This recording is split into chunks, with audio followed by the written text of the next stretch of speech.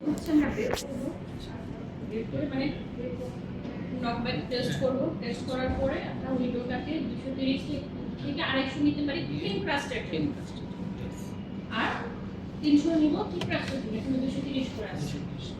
Thin ক্রাস্টটাই পিজার জন্য ভালো লাগে, তাই না?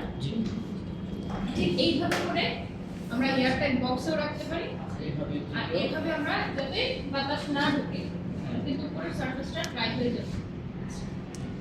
এই পর্যায়ে এভাবে রেখে আমরা 6 ঘন্টার জন্য রেখে দিই।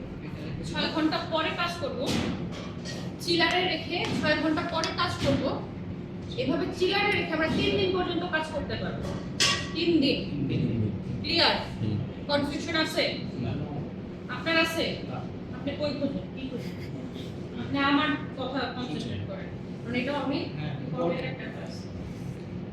কনফিউশন আছে? কোনো কনফিউশন থাকলে আমাকে বারবার জিজ্ঞেস করেন, বিরক্ত হব না, না শিখে যায় না। ইনভেস্ট করতেছেন, ফ্রি ক্লাস কেউ নিচ্ছে না। আমার কোনো কিছু কিন্তু আসতে যাবে না, আমি পেমেন্ট পাবো, চলে যাচ্ছি সত্যি।